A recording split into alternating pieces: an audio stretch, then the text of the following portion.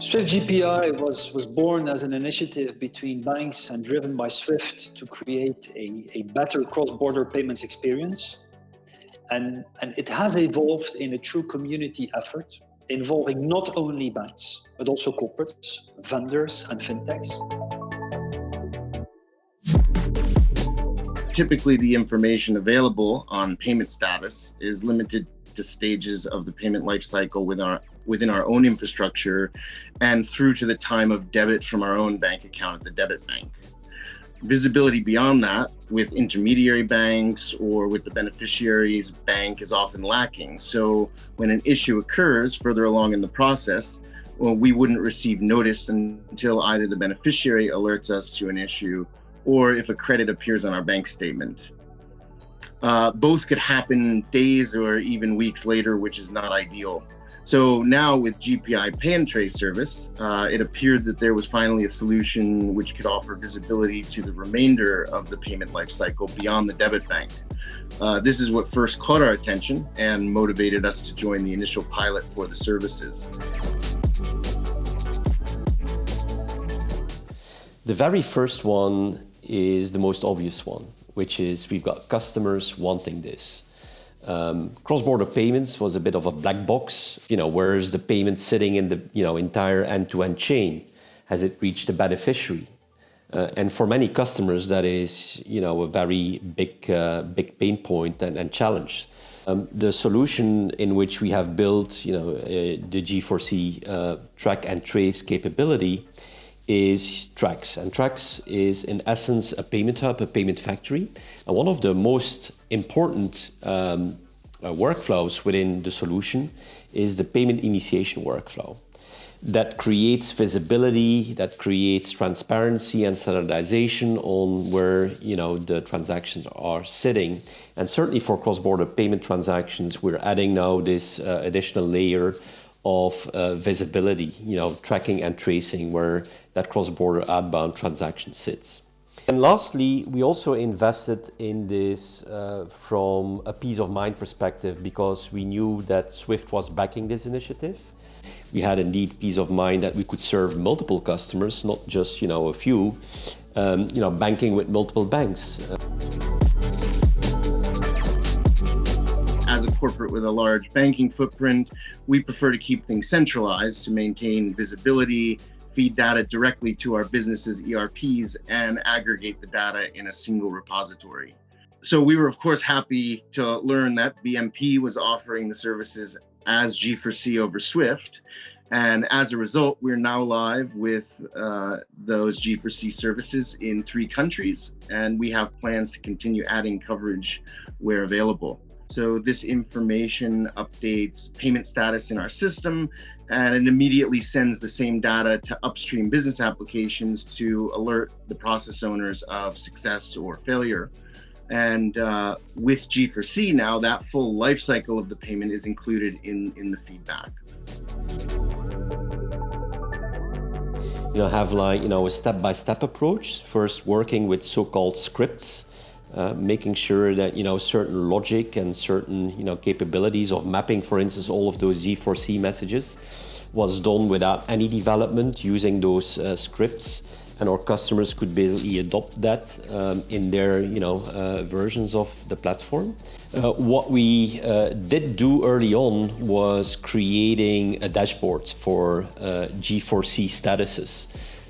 So on the outbound side, that means that you can really see where the transaction sits, replicating all of the information from the G4C functionality, meaning looking into what the fees are, what the duration is of the transaction, what the relevant parties are in the payment chain, including the intermediate banks.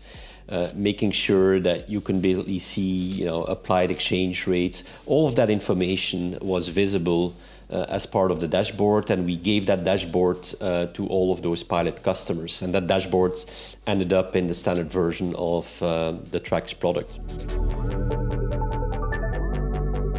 The dashboard provides a searchable central repository of the information used for investigation and analysis. And its existence can often eliminate the need to reach out to the bank for investigation. With regards to the enriched data, the information in the dashboard available to our treasury teams includes fee deductions from payment principal, duration of payment lifecycle, intermediary bank involved in the process, time to process or any processing delays, reasons for rejection, FX conversion information if applicable, and maybe the most important is an actual confirmation of credit to the beneficiary's account. So this information wasn't readily available prior to the introduction of Pay and Trace, and I think it's mutually beneficial for both GE and our partner banks, as it reduces the amount of phone and email communication.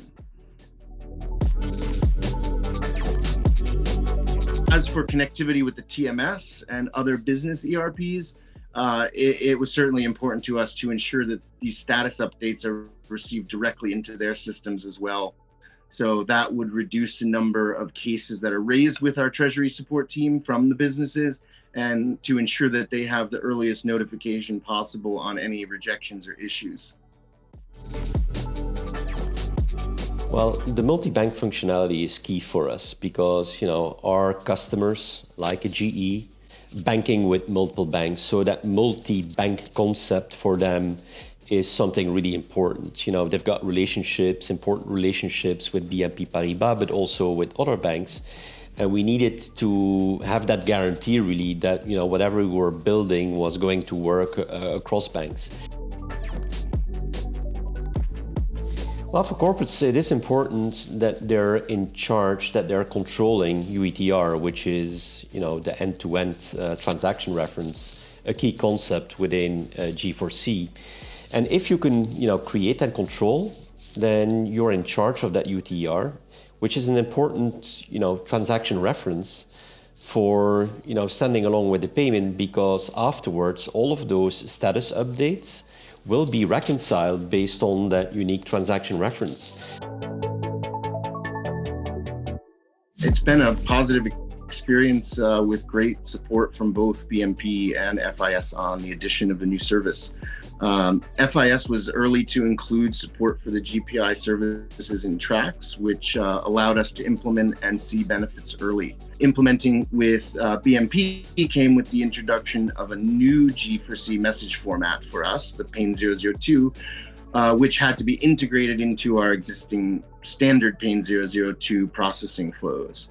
So as with every first, there were some choices that had to be made around message routing and ensure the new data would play nice with the existing flow of status feedback to upstream business systems, while also populating the dashboards with only the new G4C messages. Specifically, we wanted to ensure that the process would gracefully handle incoming G4C and non-G4C type PAIN 002 in an automated fashion and route them accordingly.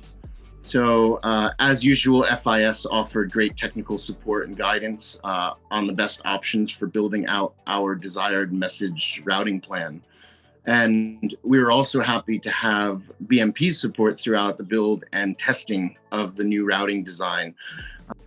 So the end result of all of this is that any future Pay and Trace implementation, such as adding the service to new accounts, countries, banks, should be much simpler going forward and with really no additional configuration required on our end. G4C offer permits corporates to track real-time the processing status of their payments, while gaining transparency on fees, and all this via a standard bank-agnostic information exchange. Also, analyzing G4C flows provides crucial information on processing timeframes, payment corridor specificities, reasons for delay, etc., enabling predictive insight. At BNP Paribas, we obviously offer, I would say by design, this service to our SwiftNet for corporate clients, but in addition, the service is also available in other connectivity solutions, like for example, ABIS. For clients not seeking this level of integration, have included track and trace capabilities in our banking portals. Product that we also delivered as a co-creation with another corporate, which is the BNE Tracker service, enabling corporates to share GPI tracking information with their beneficiaries, and hereby nicely complementing the standard GPI offering. Well, inbound tracking, as already mentioned, is also available for corporates making use of the G4C service, and also for corporates relying on our bank portal solutions. This provides, as mentioned, visibility on incoming sensitive payments. It allows to adjust cash forecasting and improve liquidity management, just to name a few advantages. But we've also been actively working to prepare for inbound tracking G4C messages as well. But we're hoping to increase automated cash application success rates with the additional data, and to also improve real-time cash forecasting and positioning visibility for our treasury cash managers. The inbound space, maybe even more important than the track and trace capability, because it touches incoming cash, that you can use that for accounts receivable purposes, applying the cash against open invoices, releasing credit lines related to that particular customer, and selling more as a result to that customer. But also from a pure treasury and cash management perspective, it adds quite a few benefits, because transactions, certainly for larger amounts, could influence your cash position. So the earlier on you're being notified of cash coming in, the better.